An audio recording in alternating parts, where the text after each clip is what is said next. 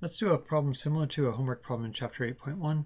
Write out the first four terms of the sequence a sub n equals 3 times 6 times dot dot dot times 3n. So let's say when n equals 1, what is a sub n? Well, we would start with 3. Should we do times 6? Well, what is 3n here?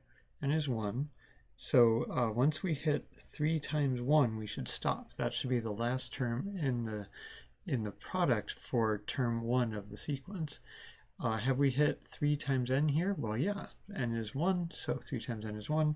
So we're going to say stop since, at least for this term, stop since 3n is 3 times 1 is equal to 3, and we hit the product, the factor of 3. For 2, we'd say 3 times 6, and then should we stop writing multiples of 3 here? Well, yeah, because n is 2, 3 times 2 is 6, and we already hit that as the last term in the products we're writing out. So we'll say stop since 3 times n equals 3 times 2 equals 6. So when n equals 3, what are we going to write? We'll do 3 times 6 times 9 and stop, because 3 is n times 3 is 9. And then 4, we'll do 3 times 6 times 9 times 12 and stop, because 4 times 3 is 12, and we just wrote that factor there.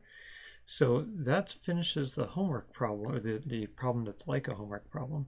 Let's stop and think about, is there any other way to write this formula that might feel a little bit familiar? So we could ask, is this 3 times n factorial? What would 3 times n factorial be? Well, let's say if n equals 4, that kind of gives us the most pattern to work with. 3 times n factorial would be equal to 3 times 4 factorial. You don't really need the parentheses here because factorial has a higher precedence than multiplying. I'm just trying to be a little more clear. So that would be 3 times 4 times 3 times 2 times 1.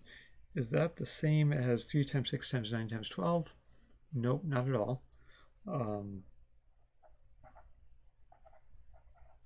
Not equal. So the answer is this sequence here, 3 times n factorial. No, it's not. Well, what's another thing it might be? Well, maybe the 3 is with the n, and then we take factorial. Let's try it for n equals 4 again. We'd have 3 times 4 factorial, which would be 1 times 2 times 3 times 4 times dot dot dot times 11 times 12. Is that equal to 3 times 6 times 9 times 12? Well, you might think, well, if I multiply all that together, maybe it'll turn out to be that. But notice that each of these numbers, the 3, the 6, the 9, and the 12, are in this, plus there's other factors in there. So this factorial is going to be a lot bigger than that number. So that's also a nope. Well, it's not 3 times n factorial, and it's not 3n factorial. Another way we could think about it is 3 times 6 times 9 times 12. You could write it as 3 times 1 times 3 times 2 times 3 times 3 times 3 times 4. Right? The 3 times 1 is the 3, the 3 times 2 is the 6, the 3 times 3 is the 9, the 3 times 4 is the 12. And then you could gather all those 3's out front. How many of these first 3's do we have? We have 4 of them. 3 times 3 times 3 times 3 times 1 times 2 times 3 times 4. So we could write that as 3 to the 4th times 4 factorial. So maybe we could write it as 3 to the n times n factorial. And remember, that's implicitly has parentheses here, and the factorial grabs the n and doesn't let the n multiply the 3 to the n. So that seems like it's actually working because we derived it from this number pattern. So maybe that'll give you a nice hint on one of the homework problems on chapter 8.1.